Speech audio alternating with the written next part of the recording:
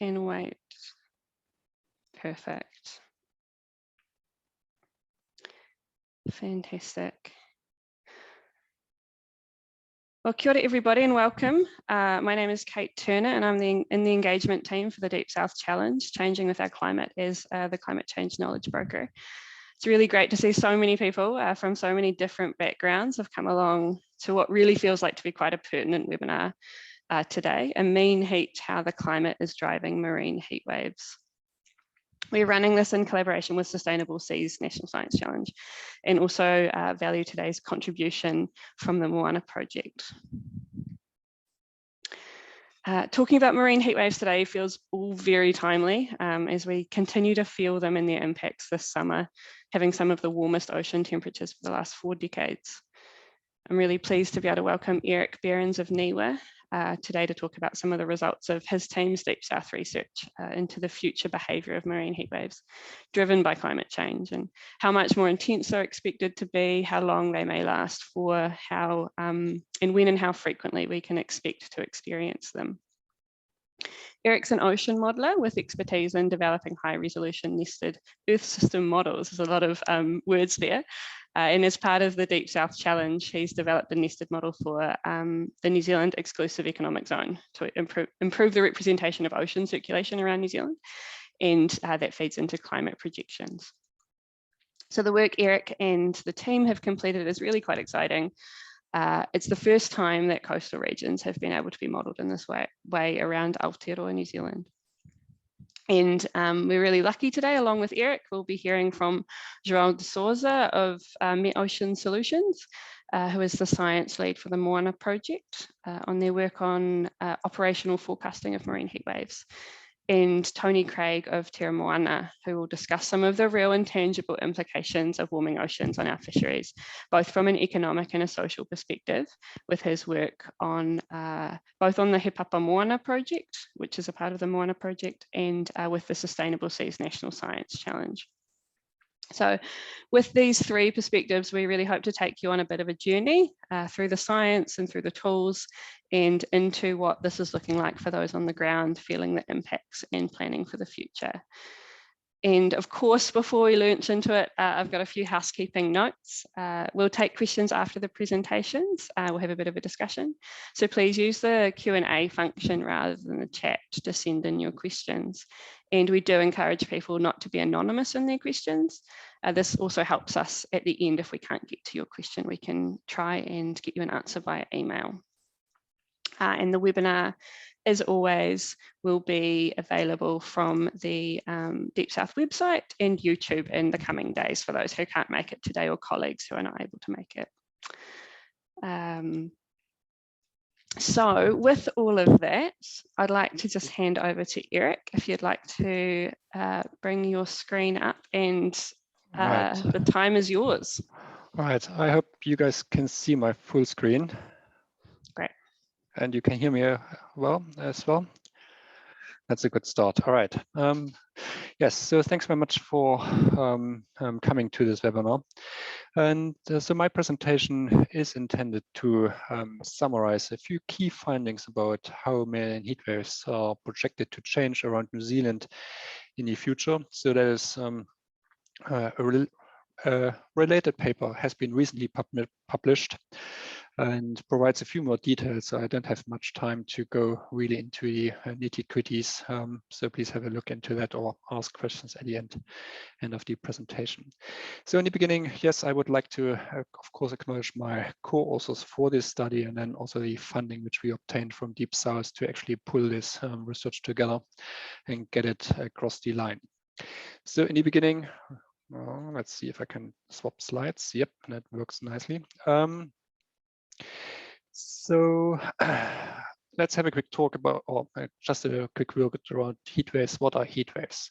So technically speaking, marine heat waves are defined as surface temperature anomalies which exceed the 90th percentile for 5 or more consecutive days.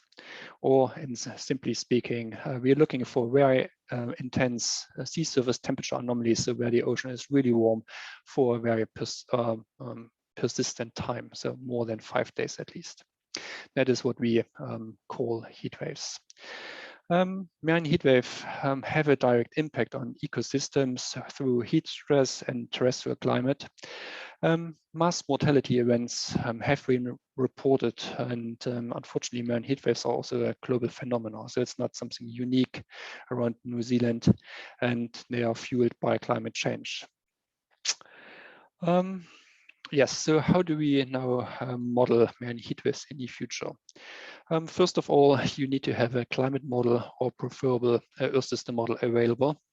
And then you take possible future carbon emissions scenarios, which are sort of sketched here in the upper panel, and put both together. So you use the model, the Earth system model, which captures the ocean, the atmosphere, and all the complex interactions in a numerical space, try to simulate all those feedbacks, and then you take those carbon emissions, put them into the machine, and then see how the ocean atmosphere climate changes accordingly to those perturbations. So this is usually done as part of large multinational comparison projects, CMIP6, and then related IPCC reports which come out of that. So always trying to update policymakers what we're gonna experience. So, but then there is sometimes an issue, because then most of those model projections or models which are used in IPCC, they are relative coarse. So with coarse, I mean the ocean is divided in small grid cells, and those grid cells, they can be not that as small as you wish. They are actually quite coarse. So usually they are have the size of those grid cells, which I illustrated here in this figure. So they are 1 by 1 degree in longitude, latitude, and then you sort of count. There are 20 around the North Island, 20 around the South Island. So how realistic can those models actually be in capturing in those regional scales, which we are really interested in? So then the question is, what if? What if you could just notch up the model resolution by a factor of 5, for example, to get to something which looks a bit more like that, like those red boxes here in this side. And those techniques exist nowadays. They are sort of come under the umbrella of downscaling. So NZESM is one of those tools, and then João will talk a bit more about downscaling in his presentation as well. And that is a way to sort of bring those global projections down to scales which we need to understand to make meaningful decisions, or at least capturing small scale features which are really crucial for some regions. So then that brings me to the Earth system model. And so the need for a fine scale ocean grid has motivated the development of New Zealand's Earth system model through the Deep South.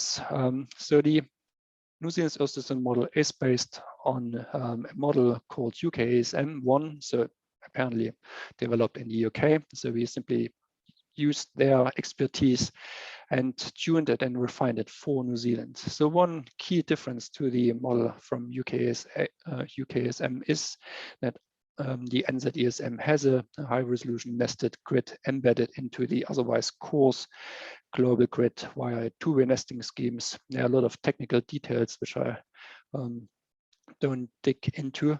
So effectively what this model is a dynamically downscaled ocean model around the ocean around New Zealand. So the right-hand figure shows where this finer model or which region is covered by the finer grid. So it sort of spans large parts of the around New Zealand. So instead of having those model grid sizes of 90 kilometers around New Zealand in longitude and latitude, we just have 17, and that certainly helps us to improve how the model captures ocean circulation in this region. So that is illustrated here in this animation. I hope it works quite nicely. Sometimes it doesn't. Let's see.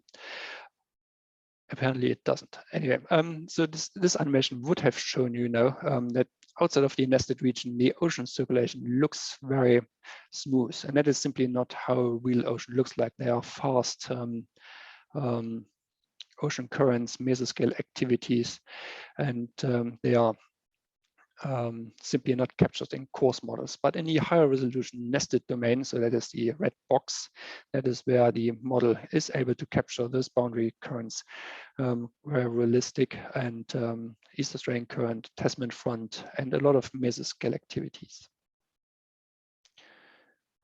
All right, so next slide. So we use possible future carbon emissions as an input of NZDSM. So we have 3 different scenarios: a low emission scenario, a middle of the road scenario, and a high emission scenarios, and then put them into NZDSM and see how the ocean changes compared to the historical period. And that probably this animation also doesn't work either, which is a bit bummer. So the bottom panel would have shown you now how temperature anomalies evolve over time, depending how much carbon we emit into the atmosphere relative, again, to the historical period. And so at the end of the animation, you would have seen that in the high emission scenarios where we emit a lot of carbon into the atmosphere, SST anomalies, sea surface temperature anomalies around New Zealand are substantially higher compared to simulation where we have low carbon into the atmosphere. So then the questions which we like to answer are: how does NZDSM capture now marine heat waves, because they are highly linked to sea surface temperatures? Where and when do marine heat waves occur? And how are they then projected in the future? And then because we have now this finer scale in the ocean, we can also now have a first look into what that actually means for coastal regions. All right, here we are. So before just to have a quick word around marine heatwave statistics. Because I'm gonna talk about them in a minute a bit more. So something which I'm gonna talk is median marine heatwave intensity and median annual marine heatwave days. So how that works is for each of those grid boxes, which you can see here by those red squares, we have a time series of 20 years for the historical period and 20 years in the future. And then because we simulate this period 3 times, so we have 3 ensemble members, we have in total 60 years for each period, future and the historic period. So this time series, then we can build something which is called probability density function for a metric, for example, marine heatwave intensity.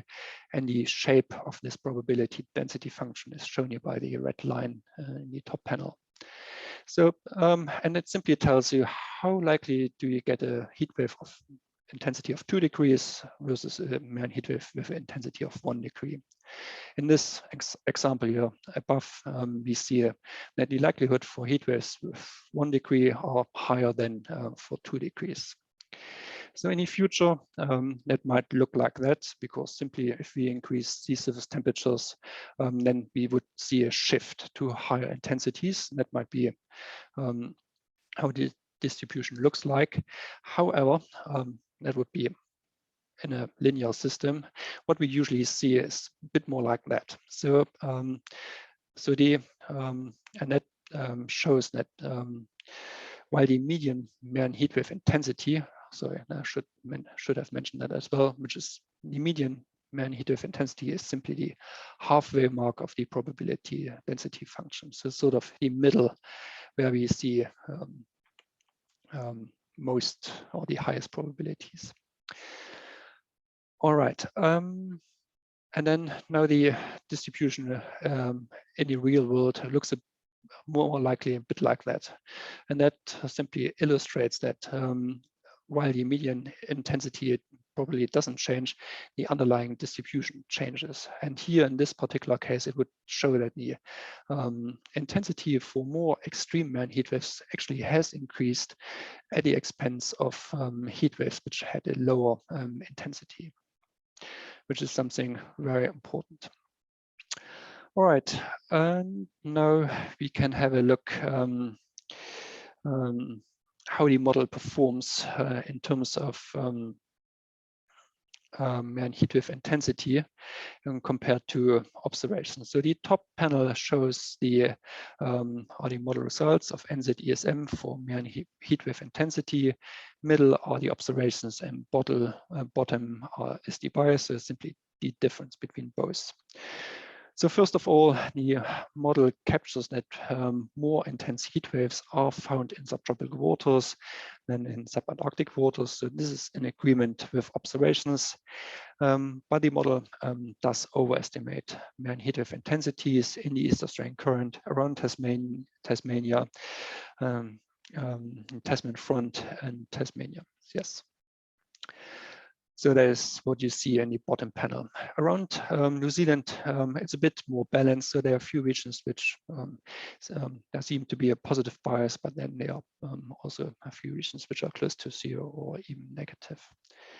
All right, and now we can look into the future. So we use a low emission scenario first, and I'm going to talk you through. So we are showing here now how the median Moana heatwave intensity changes relative to the historical period from 1995 to 2014. All right, so and then we see in the low emission scenario, top panel up here, by the end of the century, we would find an increase in median Moana heatwave intensity of 0.7 degrees. So that's the best case scenario. And then in the high emission scenarios, that is how the anomalies look like. So then we find anomalies range between 1.5 in the middle of the road scenario up to intensities well above 2 degrees by the end of this century in the high emission scenarios around New Zealand. And again, so subtropical waters seem to warm faster, so that also means Moana heatwave intensities increase more strongly in this region compared to further south in subantarctic waters. All right, so let's move on to Moana heatwave days. So that is now a metric which tells you how often per day or how often you find Moana heatwaves during a year. So how many days are identified as Moana heatwave days? So here, same again. So top panel is NZESM, middle are the observations, and bottom are the bias. The difference between both. So we see a similar pattern like in Moana heatwave intensity. Higher number of Moana heatwave days are seen in general in subtropical waters, in observations and in NZESM. The Earth system model does reasonably good job for the Tasman Sea and around New Zealand, but certainly has some biases or underestimates Moana heatwave days to the east of New Zealand. All right, and then again, we are looking out into the future. How does this now change in the future relative to present day? So we see in the low emission scenario an increase by 50 additional days in the low emission scenario by the end of this century. And that increases to between 100 to 150 days, depending how much carbon we simply emit.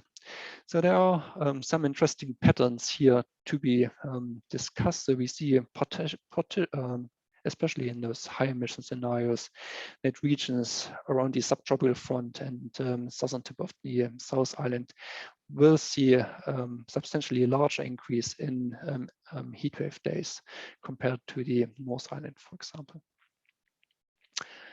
All right, so then in the last part of my presentation, I would now like to talk you through coastal changes. So and what it actually now means for coastal regions. So they are assumed to be very impacted by Moana heat waves. First of all, they are shallow. They hold a very rich ecosystem. And there's also regions where a lot of aquaculture facilities are located, and we have a lot of coastal fisheries as well. So that is why we have a tremendous focus into those ones. So now the final model mesh of NZESM becomes very handy and important to be able to have a first look, what does it actually mean now? So in terms of coastal waters, we define them as they need to be within 50 kilometers of the coast and need to be less than 100 meter deep. So, and all grid cells or grid boxes of NZESM which fulfill those criteria are shown here in this figure for the North Island and for the South Island. All right, so then let's have a look how that looks like. So we start with main heatwave intensity, and shown is here the probability density function, which I was trying to explain earlier. So North Island is the top panel, South Island is the bottom panel. So black are the observations, blue are the model results for present day. So that is the last 20 years of the historical simulation. So at the moment, so the model doesn't capture very low intensity heat waves. That is what you get from this figure. And it sort of overestimates at present the intensity compared to observations for the higher, more intense main heat waves, or the likelihood for intense heat wave is overestimated. All right, and now we can again do the same look into the future in those various scenarios, which are shown here, and the how the distribution changes by the end of the century, which is shown by those purple shading. Again, so for the North Island, we sort of see an increase in the median main heat wave intensity between 0.5 to 1.9 degrees centigrade by the end of the century. Again, those are the median changes compared to the our reference period. For the South Island, the increases are a bit less, so they are just 0.3 to 1.5. And but the likelihood for very intense main heat wave increases. So if you look closely, so the historical period is shown by blue, and then you compare it to the purple shading, the shape of the distribution has changed substantially. So it's not just a shift, but it's really showing that those extreme events becoming very or increase in likelihood. All right, main heatwave days. So at the moment, again, same thing. So NZDSM is shown in blue, observations in black. At the moment, NZDSM underestimates main heatwave days compared to observations. And then if we go into the future, that is how the this probability function changes in time. So around the North Island, we sort of see a gain in main heatwave days between 50 in the low emission scenarios up to 130 days. Around the South Island between 40 and 140. But then, especially around the South Island, the shape of the probability function changes quite significantly, while around the North Island, it's more like really just a shift.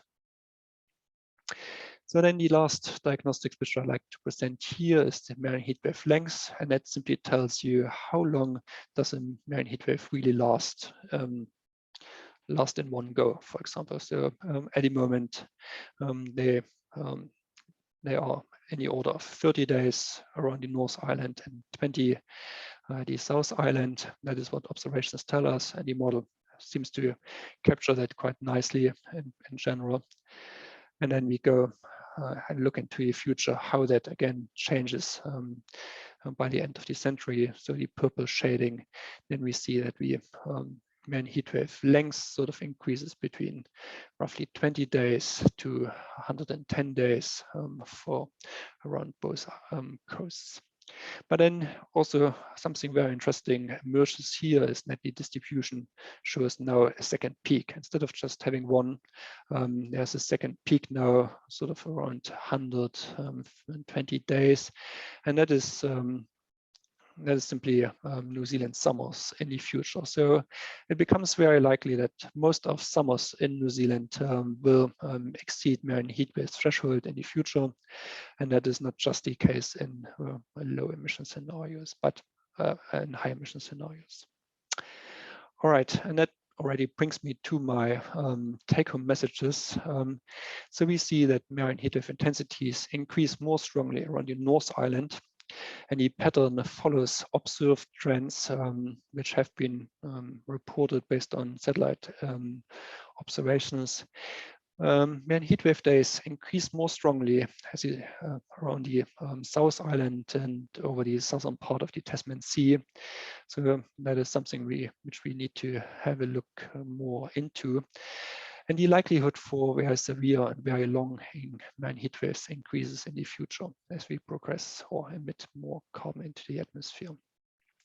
And we also clearly see a link that future carbon emissions really dictate the rate of change, not just in temperature, but also for our heat waves, which we're going to experience. All right, and that brings me to my end of my presentation. Thank you.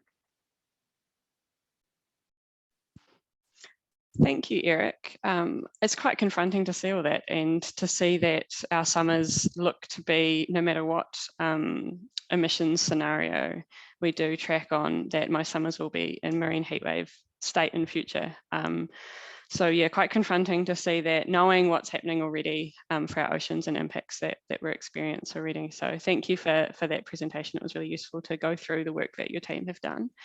As I said before, we will keep our questions to the end of the presentation, and thanks those who have already started bringing them through.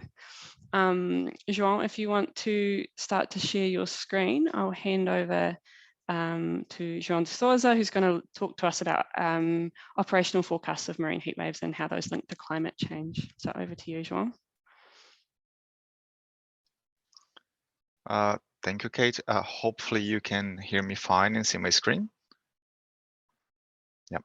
So, no Brasil o kutipuna, e te tipua ke ao ki Rio de Janeiro.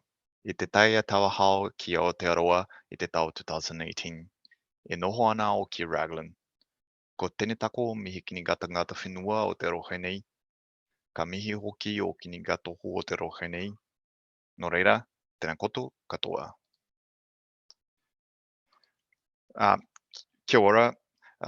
Thank you, Kate, for the introduction. Thank you, Erik, for really interesting talk.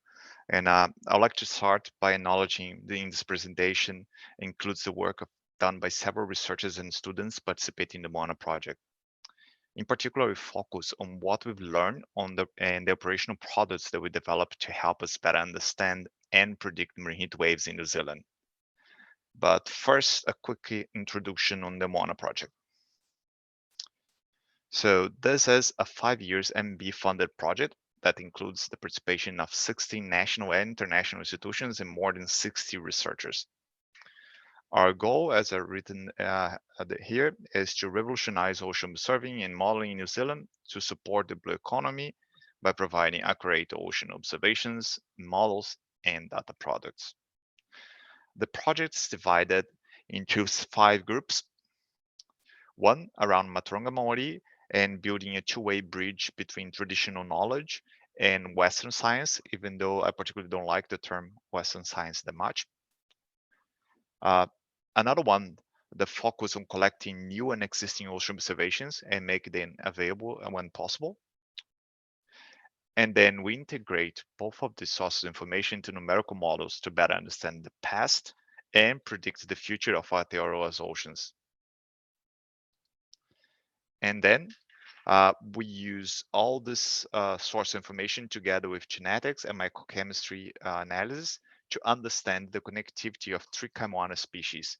And we're working with Kura, Kuku, and Paua. The 5th group, that's a Whaihua, concentrates in maximizing the benefits from the project by translating the results from all the science groups into tailored products to the community uses and needs. So focusing on marine heat waves specifically, our first task in the project was to explore and identify what happened in the past and to understand what's driving these events so we can better predict them. One of PhD students has been looking into marine heat waves in 4 areas across the Tasman Sea. So as you can see in the 4 rectangles in this map. And Justina identified that the depth to which the warm waters extend can change significantly. So SST by itself might not be the best way to actually define a marine heat wave, but might be need to look into the ocean heat content action. Sometimes these events are driven by from the atmosphere, sometimes by the currents, by being warm waters, the ocean advection, sometimes a mix of both. But in general, what she observed is that the deeper events have a bigger contribution from the ocean currents. But most of us interacted with the ocean actually close to the coast, as Erik showed and discussed. So Felix Cook, that's another PhD student looking into long time series of observations around New Zealand, both at the stations at the coast and also satellite and global analysis and so forth. And he identified that in the last 20 or so years, marine heat waves seem to be getting longer durations in one location in Dunedin. So that's the Portobello Marine Lab. And while maximum intensity in other region, that's the Leith Observatory, they seem to be decreasing this maximum intensity in the North Island. So if we zoom out and we look at the whole ocean around New Zealand, so the whole domain they're working in Moana, what we see is the atmosphere, that's the red line in this graph, as bringing more and more cumulative heat towards the ocean, while the ocean currents try in a way to redistribute the extra heat away from the area, but it can't. And we can see in this map that shows how much heat is coming from the atmosphere, different regions around New Zealand, that the coastal regions and the Southland and East Auckland current regions are the ones that are receiving more heat from the atmosphere in relation to the deep ocean. And this heat is then carried downstream. This heat is then accumulating at all ocean depths with intermediate and deep layers hitting the most, and just accumulate from the beginning of our integrations and see where the heat is going. So we can take all this information together into consideration when we'll be in the ocean models, and then try to use them to forecast when the next events will happen and how will they look like. But forecasting the future is not always a simple task, and in general, the skill of the models decreases the longer we try to forecast. When we think about the uses for such forecasting models, we can divide in 3 time scales. So a reacting time scale here, that's when we look what's going to happen in the next few days, and usually the skew of our models decrease quickly with the lead time. A second time scale that I'm calling a planning time scale that go from a few weeks to seasonal forecast. And this is a range where we hope machine learning can provide great improvements in relation to the traditional deterministic models that we use. And the long-term or policy-making timescale, and that's precisely where those climate projections that Erik was talking about fit.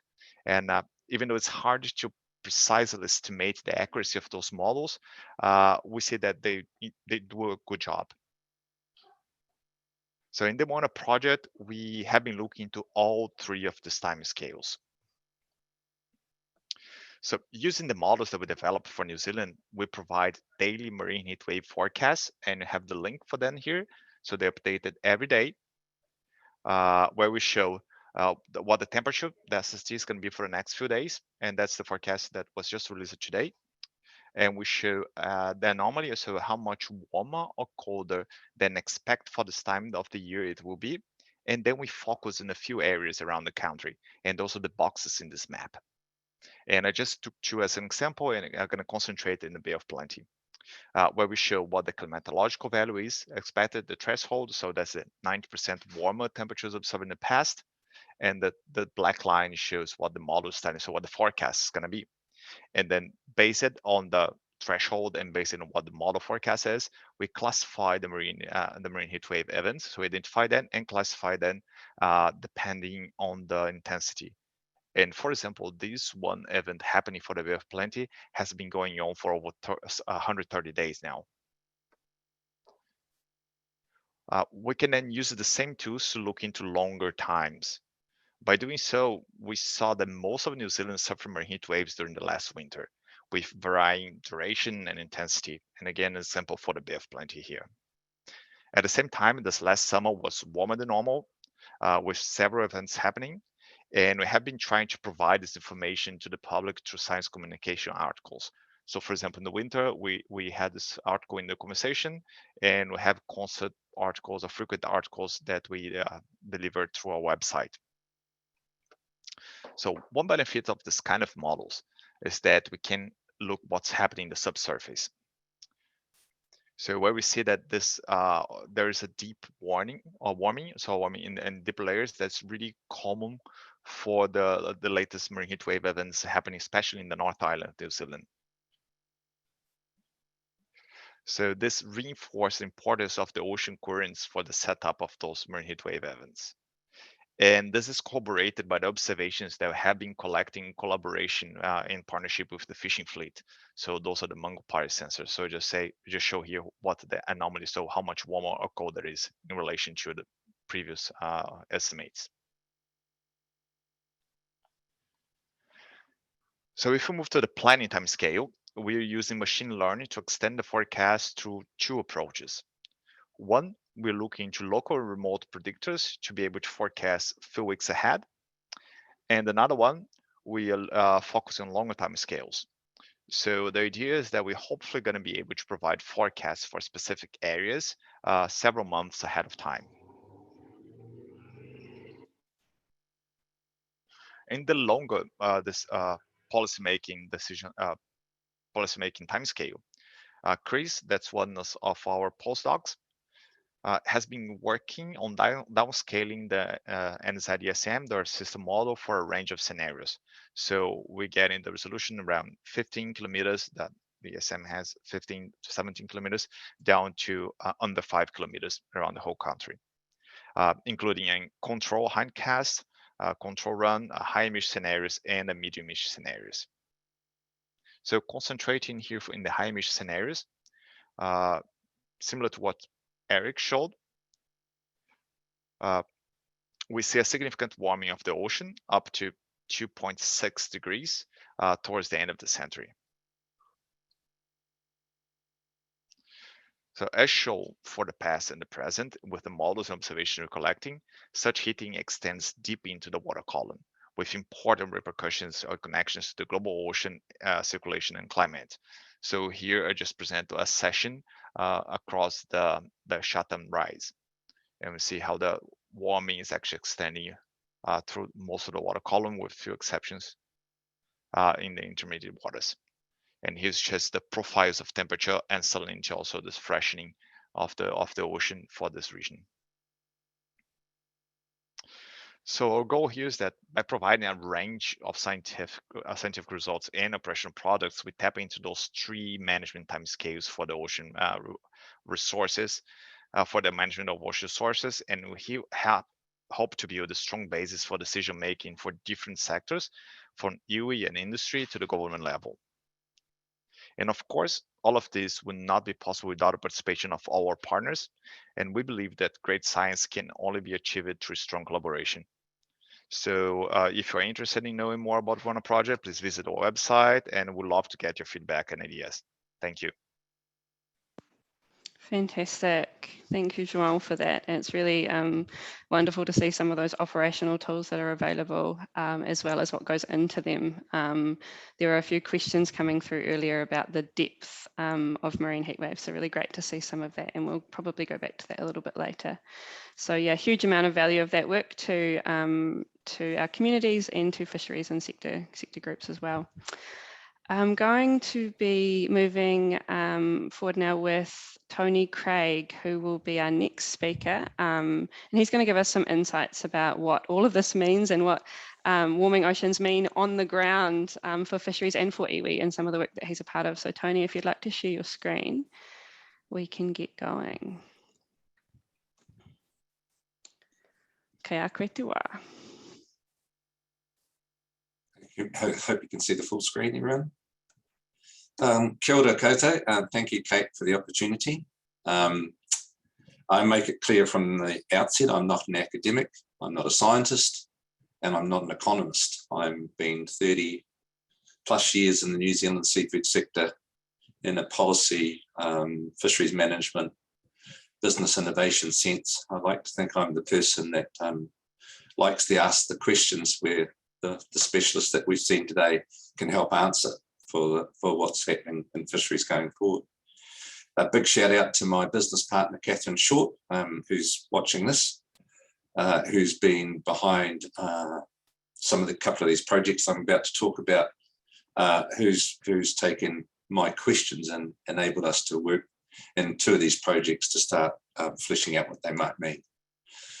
So as Kate said, we've involved in the Moana Project, Mid-Ocean in particular sub-project here, Papa Moana, which is looking at informing iwi Māori interests of what the climate change impacts might be, but particularly in the Bay of Plenty region. And we've also just started a project or partnership with Sustainable Seas National Science Challenge, looking at risk management modelling for New Zealand seafood industry, particularly in this instance with paua. I use the word risk, but I'd like to see investment protection models that could look at what needs to be done to try and prepare for some of the environmental uncertainty that will come. So the project, and so some of the questions that I've asked is, sorry, I'll go back up one, is we know that fish are moving to cooler waters as climate change heats our ocean. So what would be the impact of a fish stock movement? And in this case, fish don't understand the lines on maps that we humans tend to draw to think that we can manage our fish stocks with. And so I took the chance to look at what would happen in this particular Bay of Plenty region if we saw some fish stock movement.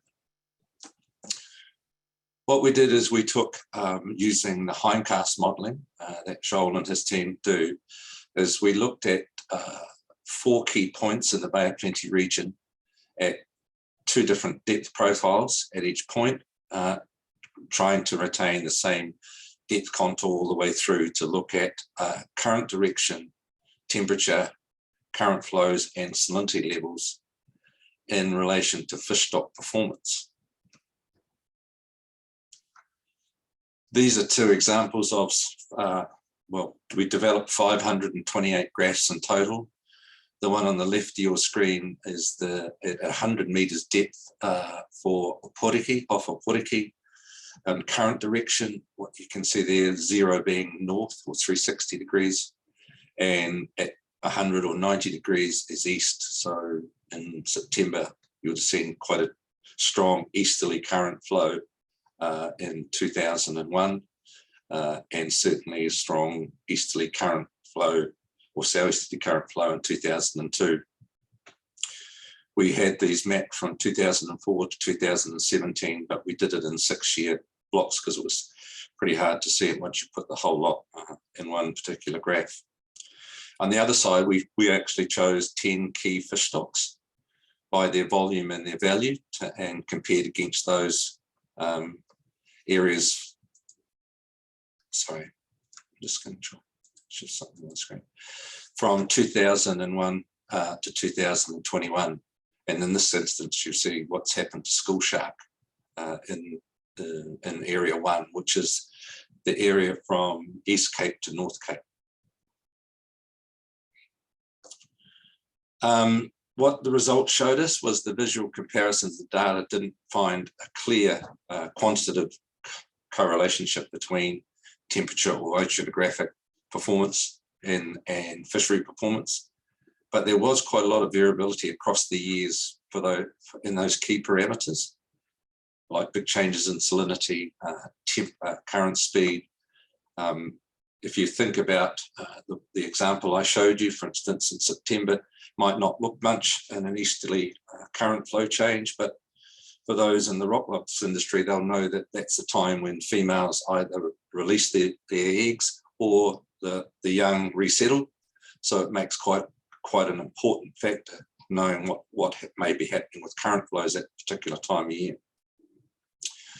We also undertook a hypothetical quota-based economic impact assessment of what would happen if those species shifted 10% negative or 10% positive. And as you can see, current annual lease returns would either increase or drop by 1 million, or their balance sheets would change by current values of something around the $17 to $17.5 million, positive or negative, with 10% plus or minus changes in their abundance.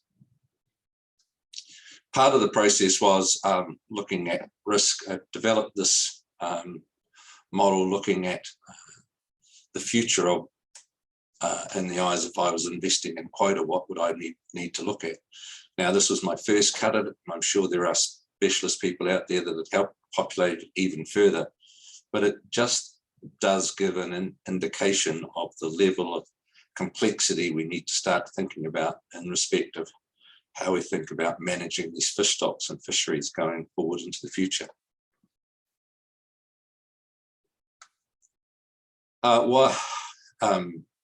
Sorry, I missed a slide.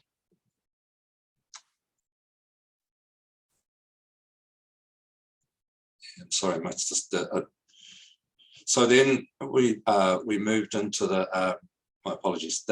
Moved into the work we're doing with Sustainable Seas, which is looking at the Power 2 fishery and power in general as this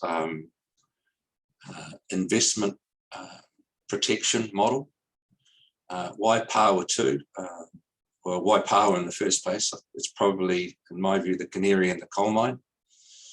It can't move far. Its spawning distribution is localized. It's heavily dependent on localized food sources. And of course, it's a taonga that belongs to all New Zealanders, customary, recreational and commercial in a sense.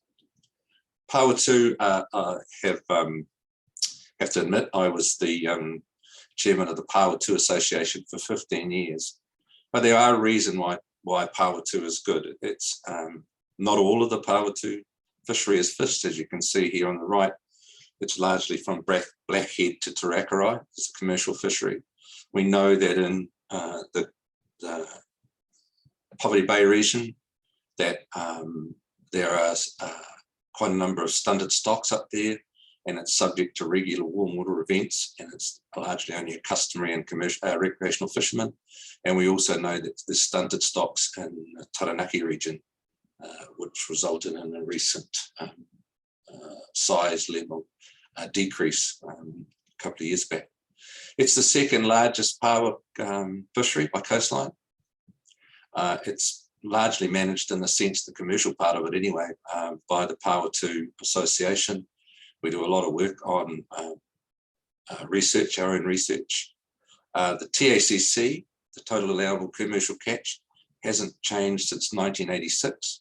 So it's a pretty strong fishery. The current iwi ownership is 68.4%, so it's big in that respect. And there are 22 iwi entities with an interest in that commercial fishery. We manage it using 28 separate paddocks, and we do a range of research around growth, tagging, length at maturity. We're even starting to look at things like recruitment through putting out baby motels to see what level of recruitment may be coming back, and if that's a predictor of future abundance. The estimated quota value at the moment for that little area is around 54.45 million based on the modelling.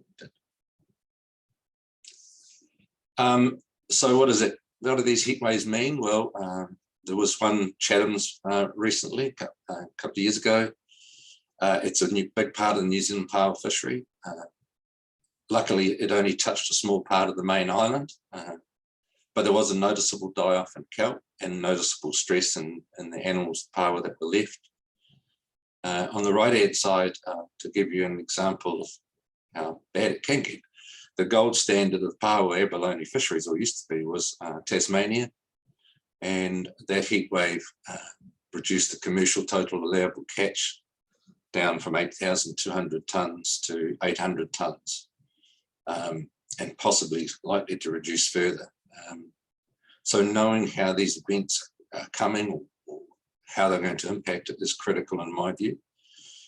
It resulted in a balance sheet impact of 840 million based on New Zealand values. So when I look at that thing is I go, if you were to know that it's possible to lose $840 million in 10 to 15 years from now, what action might you take as a manager? So what will all this mean? We certainly need to consider that wider matrix and implications, not just catch. We need to apply the technology we're seeing today. We need to use fishers and divers as real-time observers. And I want to see, in my view, I'd love to see a more comprehensive network of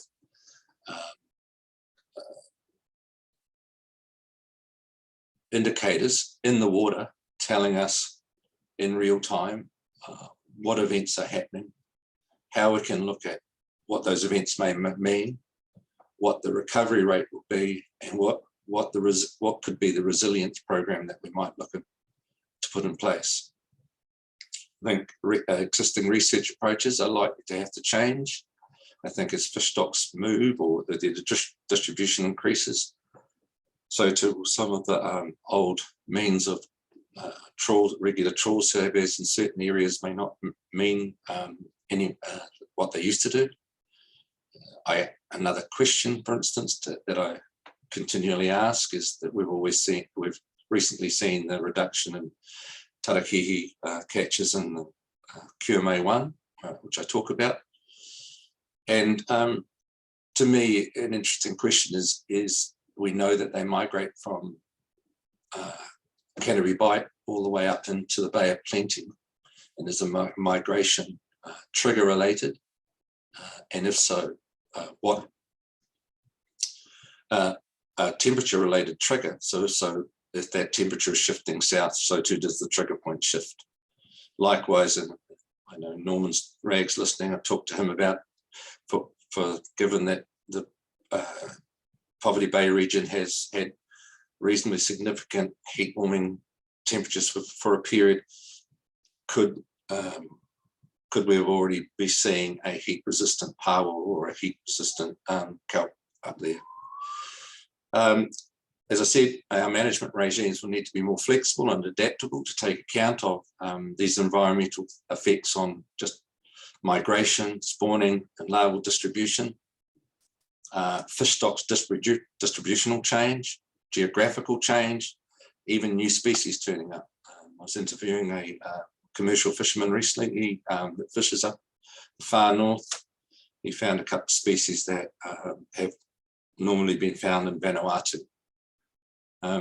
So significant implications for industry, quota ownership, revenues, and balance sheet values if geographical shifts occur. And operationally, there's potential of travelling further or geographical relocation to meet the changing position of our fisheries and fish stocks. So thank you for listening to me. Stop sharing.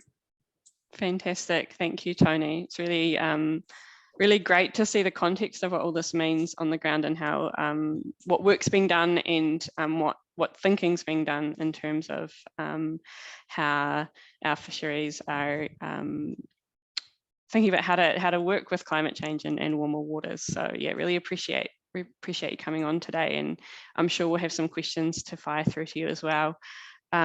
Just a short note, our presenters have offered to stay a little bit longer. It's been really quite a full session, so we're going to go into questions. Please put them in the Q&A, but if you do have an extra 10 minutes, we're happy to stay on to answer some more questions as we're coming up to the 1 o'clock mark. So I'll start off with some that came through a little bit earlier, as others are kind of mulling over what you'd like to ask the presenters here today. So this is a question for possibly both João and Erik. I know João referred to this in your presentation, and Erik, it will come through in your modelling work as well, from Helen Bostock. And that is, what is driving the marine heat waves? Are they driven by atmospheric processes or ocean processes? Joe, you like to give it a go? Sure, I can do. So it really depends. So it depends where you're looking at, and there are events that are driven by the atmospheric, and those are really common for example, summer marine waves in coastal waters, and sometimes it's actually driven by the ocean currents. It seems that most of the time it's actually a mix of both. And we have some preconditioning in the ocean, so especially having been that in deep water, so I have this deeper layer, and I'm not talking deep, right? I talk about 200 meters, 250 meters, but you have this warm water, and then you get that atmospheric forcing that can both warm the water itself from the surface or mix this deeper water into the mixed layer and get them warmer. But it seems that at least for the ones that are deep reaching, this ocean contribution is really important.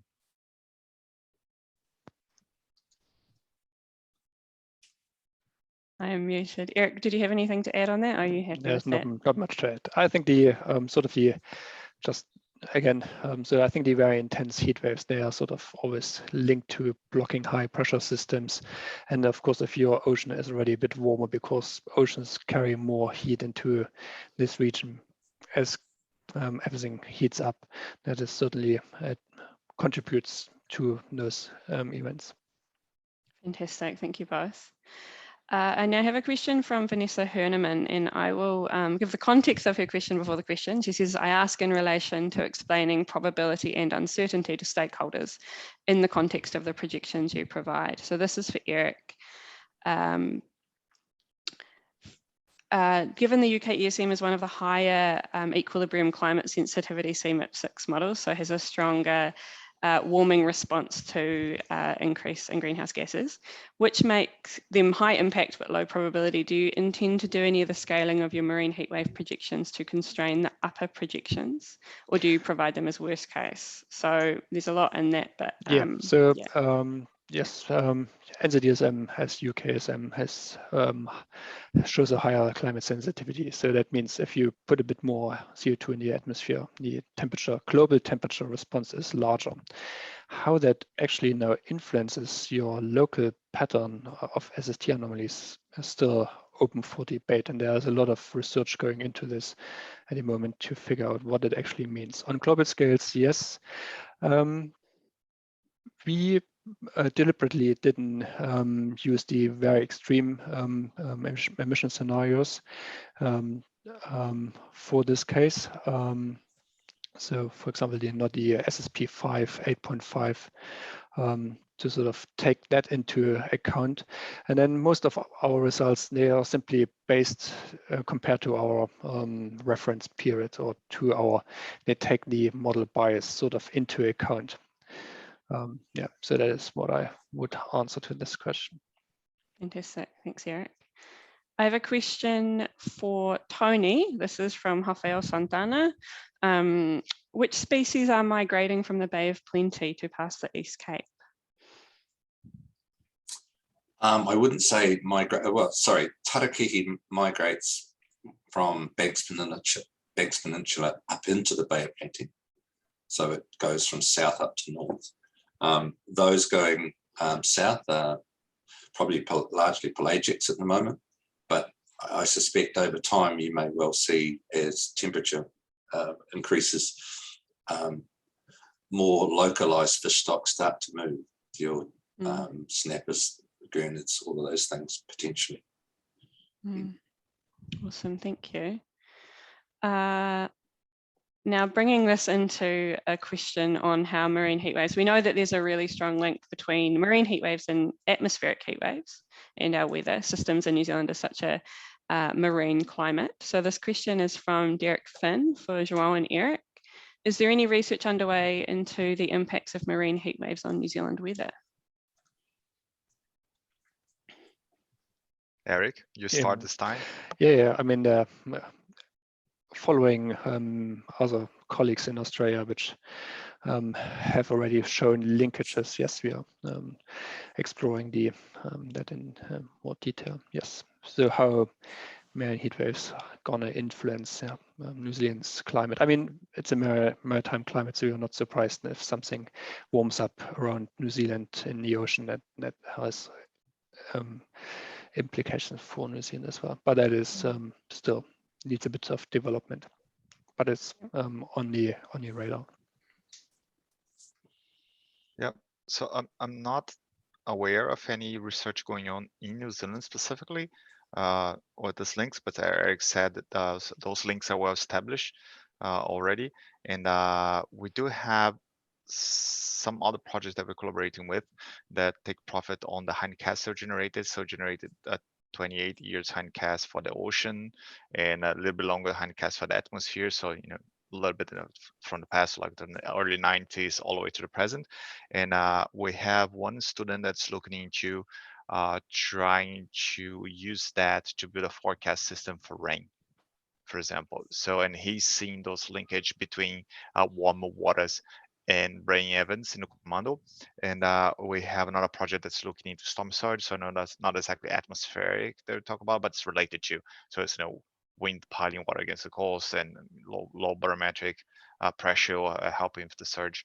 So not a full circle, I think it is still missing, but we have pieces of research going on. Kia ora. We've got a question come through now from David Ratt, and that is anyone researching implications for New Zealand aquaculture? Does anyone know of this work happening? Possibly with sustainable seas, Tony?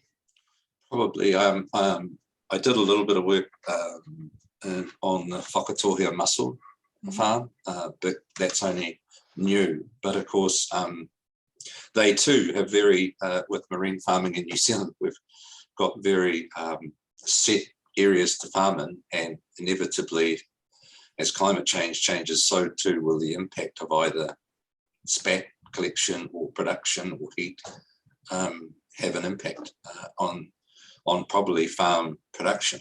Although I know there's work going on at the moment looking at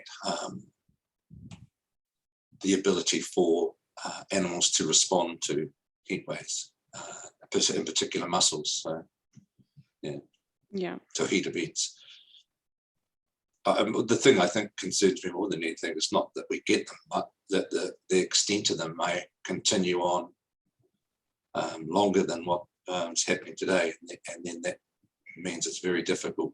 I mean, you can survive a short event, but maybe long events, it's going to make it harder and harder.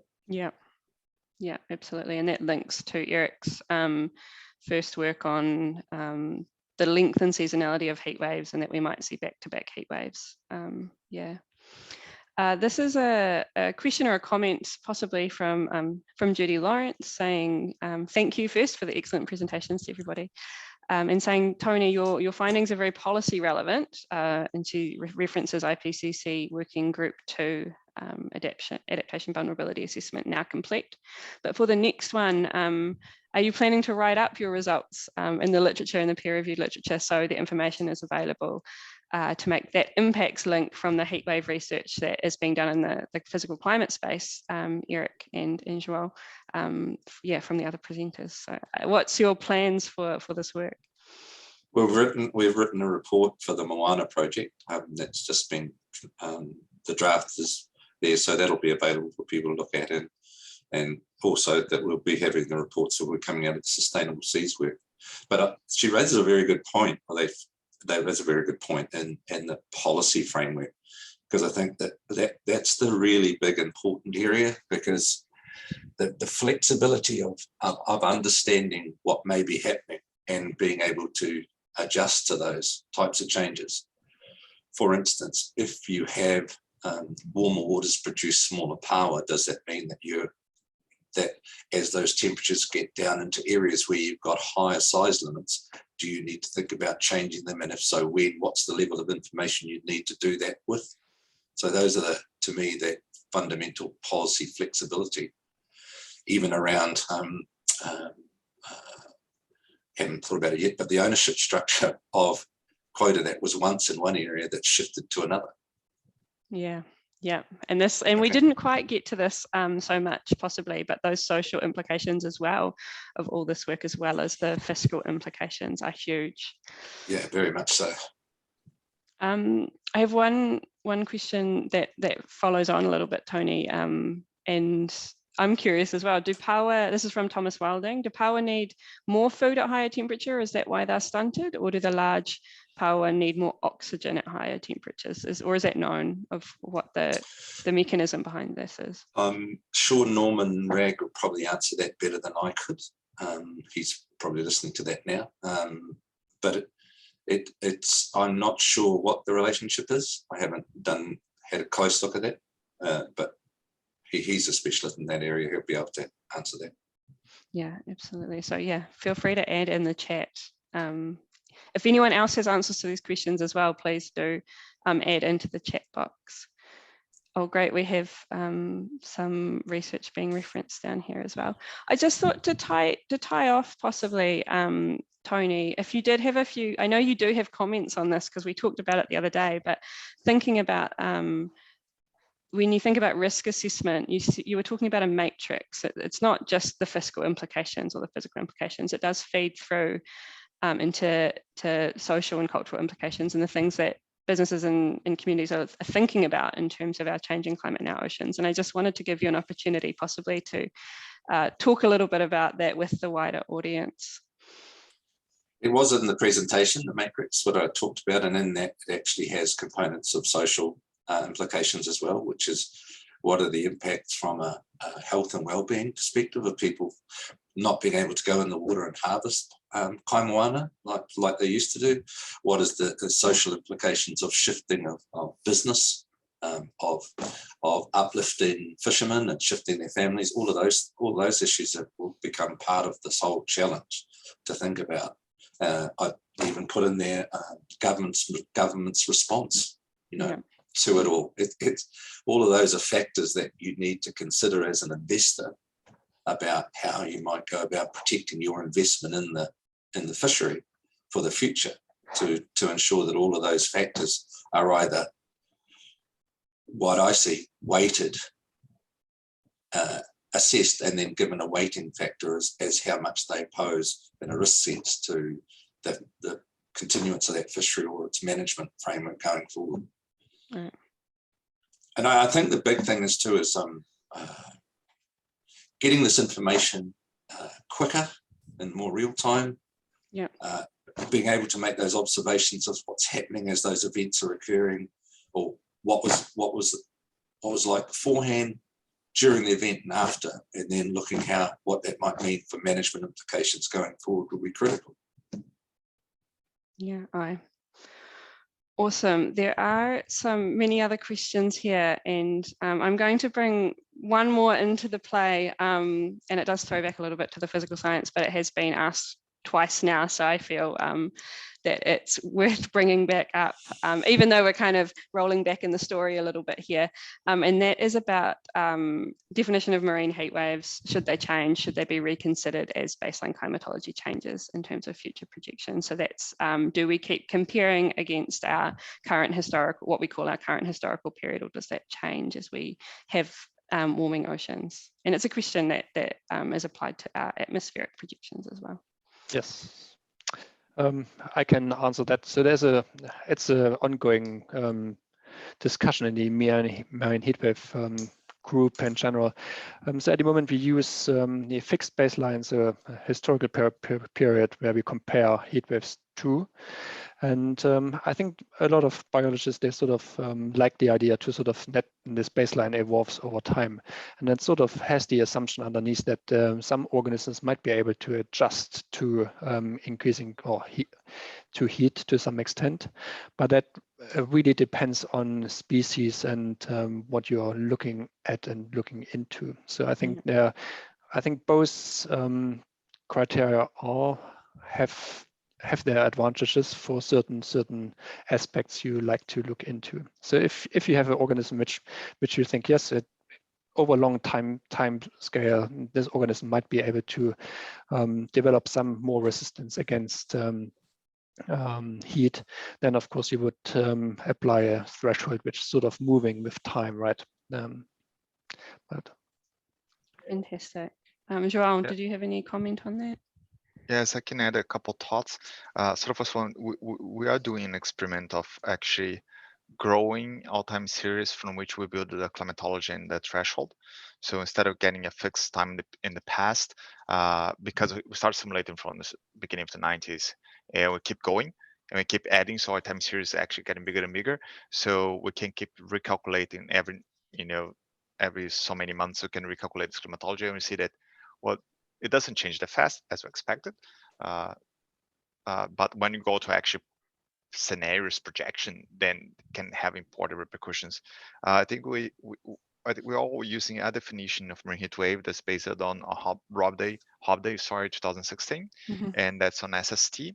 For me, the most important aspect to tackle right now is maybe changing from SST to heat content, because you see that a lot of those events that we are looking at, they're actually more intense in the deep waters than in the surface, and this impact across the water column is actually what what's affecting all the activities and all the fishing and all the organisms that are in there. So maybe should get an agreement of how deep should be looking at, or what criteria should be looking at, and not just at the surface, but at the heat content of a certain layer of the ocean. Fantastic. Thank you, everybody. I think we're going to wrap it up there. There are some more questions that have come through, so we will try and get some answers to those questions by email for those who have asked them.